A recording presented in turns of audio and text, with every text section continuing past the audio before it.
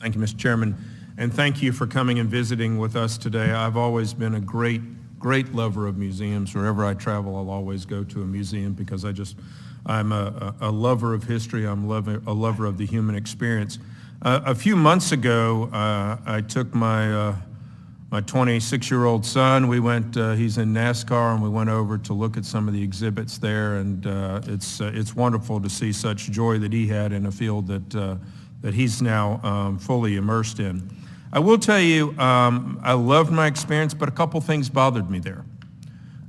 You said earlier that you don't believe partisanship and everything. Let me ask you again about partisanship. Where does that belong in our Smithsonian? Smithsonian really is a place that shouldn't be partisan. It's a place that's driven by scholarship. That doesn't mean there aren't interpretations that people don't always agree with, but we're really driven by scholarship. What bothered me, what really actually just kind of stiffened me up because I didn't understand it, I didn't expect it from this institution, is that there was an exhibit on Nixon, and it wasn't a cartoon that was put up. It was something put up by Smithsonian staff that described nasty Nixon, boom, boom, boom. And then they said something also pejorative about Ronald Reagan on the written placard from the Smithsonian. And it took me back. That's not the Smithsonian I remember. And so, delving into this a little bit more, I found, contrary to what you said, a lot of partisanship.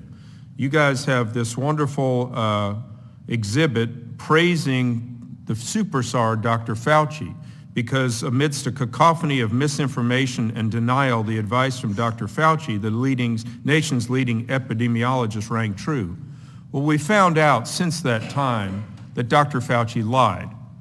There's point-blank evidence that that he covered up the fact that the virus did come from Wuhan's lab. So I don't think he's a superstar. I don't think he was praised. He absolutely lied to the American public. And as a physician, he's damaged the reputation of the Institutes of Medicine across this country. So this was something taken by the left, praising somebody who actually lied to the country.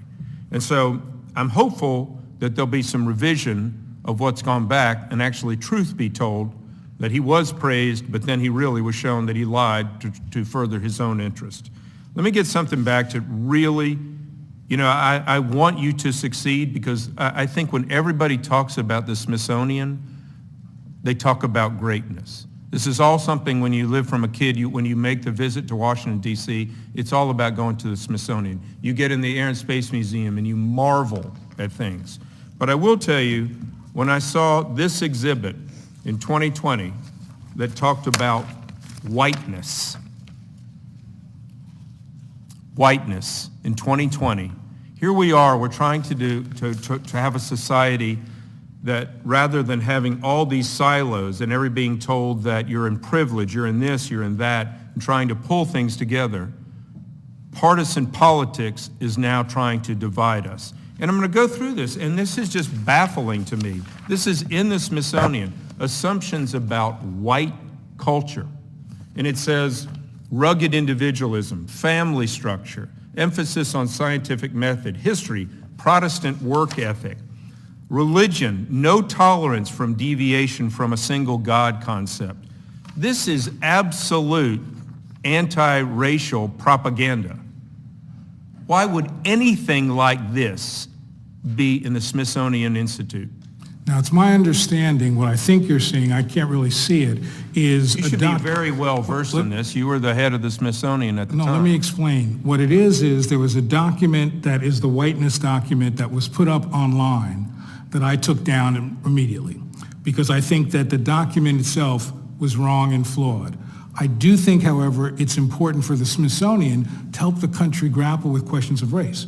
So I'm not going to run away from that. But I agree with you very much that that document is not the kind of document that should be at the Smithsonian. And if it's what I think it is, I pulled that down. How does this help us with race?